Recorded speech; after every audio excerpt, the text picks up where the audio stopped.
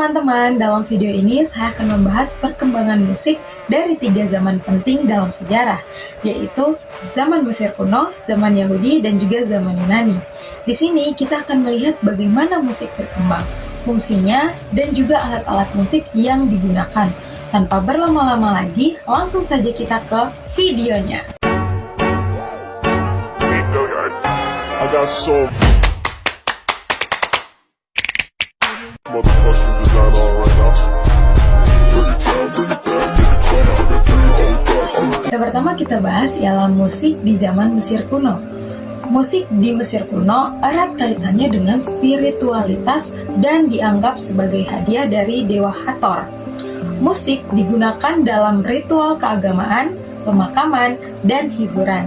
Dalam kehidupan sehari-hari, musik juga mengiringi kegiatan seperti panen dan perjalanan. Musisi profesional terutama di kuil dan istana memiliki status sosial yang tinggi. Fungsi musik pada zaman Mesir kuno ialah yang pertama, ritual keagamaan. Dalam ritual keagamaan, musik digunakan untuk menghormati dewa-dewi Mesir.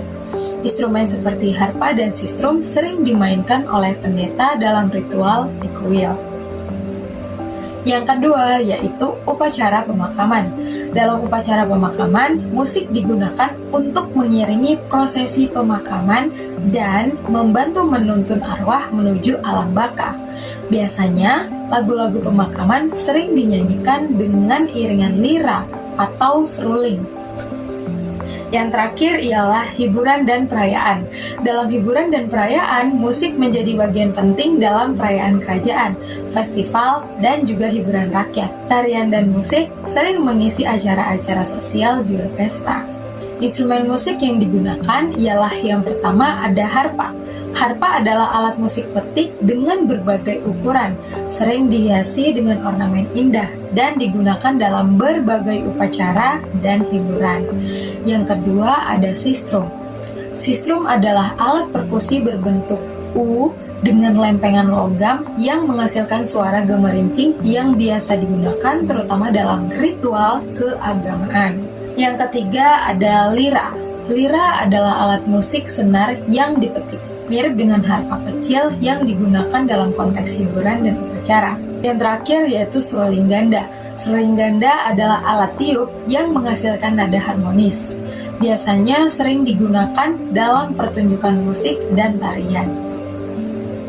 Poin penting pada zaman ini ialah yang pertama, musik di zaman Mesir kuno erat kaitannya dengan kepercayaan religius dan dianggap memiliki kekuatan magis untuk mempengaruhi alam dan dewa-dewi.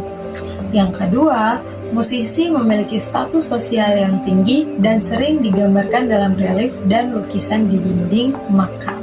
Dan yang terakhir ialah sistem musik Mesir kuno didasarkan pada skala pentatonik dan notasi musik mereka masih menjadi misteri bagi para peneliti.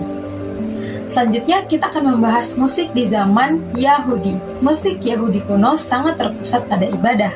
Dengan mazmur sebagai bentuk ekspresi utama, nyanyian dilakukan secara antifonal, solo, atau oleh paduan suara di bait Allah.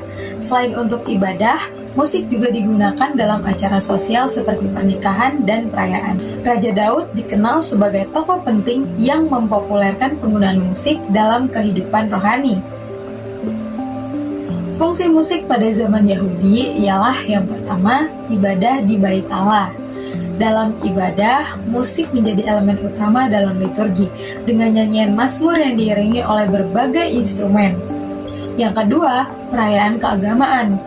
Dalam perayaan keagamaan, festival seperti Paskah dan Hari Raya Pondok Daun dirayakan dengan musik dan tarian sebagai ungkapan sukacita. Dan yang terakhir, acara sosial. Di acara sosial, musik juga hadir dalam pernikahan, pesta, dan pertemuan komunitas untuk memperkuat ikatan sosial dan budaya. Instrumen musik yang digunakan ialah yang pertama ada kecapi. Kecapi adalah alat musik petik yang digunakan untuk mengiringi nyanyian dan doa. Yang kedua yaitu shofar. Shofar atau sangkakala adalah alat tiup yang terbuat dari tanduk domba jantan. Biasanya digunakan untuk memanggil umat dalam ibadah dan menandai peristiwa penting. Yang ketiga yaitu rebana. Rebana adalah alat perkusi yang dimainkan terutama oleh wanita dalam tarian dan perayaan. Dan yang terakhir yaitu simbal. Simbal adalah alat perkusi logam yang menghasilkan suara nyaring. Biasanya digunakan dalam upacara keagamaan. Poin penting pada zaman ini yang pertama adalah musik dianggap sebagai sarana untuk mendekatkan diri kepada Tuhan dan mengekspresikan perasaan religius. Yang kedua, tradisi lisan memainkan peran penting dalam transmisi musik. Dengan banyak lagu dan nyanyian yang diwariskan dari generasi ke generasi. Yang terakhir, penggunaan musik dalam ibadah membantu menciptakan suasana khusyuk dan mendalam pada praktik keagamaan. Terakhir, kita akan membahas musik di zaman Yunani kuno. Musik Yunani mencakup seni yang lebih luas, melibatkan puisi, tarian, dan teater. Musik dianggap sebagai sarana pendidikan, hiburan, dan harmoni kosmis. Pythagoras mengembangkan teori harmoni musik berdasarkan matematika. Selain itu, musik memiliki peran penting dalam teater, ritual, dan kehidupan militer. Fungsi musik pada zaman Yunani yang pertama ialah pendidikan. Dalam pendidikan, musik dianggap esensial dalam pendidikan untuk membentuk karakter dan moralitas individu. Yang kedua ialah ritual keagamaan. Dalam ritual keagamaan, musik dan nyanyian digunakan dalam upacara untuk menghormati dewa-dewi seperti Apollo dan Dionysus. Yang ketiga ialah teater. Dalam teater, drama tragedi dan komedi diiringi oleh musik dengan paduan suara yang menyampaikan narasi dan emosi. Yang terakhir ialah olimpiade. Dalam olimpiade, pertandingan olahraga sering disertai dengan musik untuk meningkatkan semangat para atlet dan penonton. Instrumen musik yang digunakan ialah yang pertama ada lira. Lira adalah alat musik petik yang diasosiasikan dengan Apollo. Lira digunakan dalam pendidikan dan juga pertunjukan musik. Yang kedua ialah kitara. Kitara adalah alat musik versi lebih besar dari lira. Kitara biasanya digunakan oleh musisi profesional dalam konser dan festival. Yang ketiga ialah aulos. Aulos adalah alat musik tiup ganda yang menghasilkan suara melengking yang sering digunakan dalam drama dan ritual. Yang terakhir ialah hydraulis.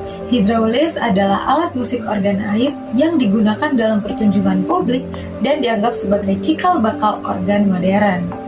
Tokoh penting pada zaman ini ialah Pythagoras, seorang filosof yang menemukan teori harmoni musik berdasarkan matematika yang menegaskan hubungan antara musik dan alam semesta.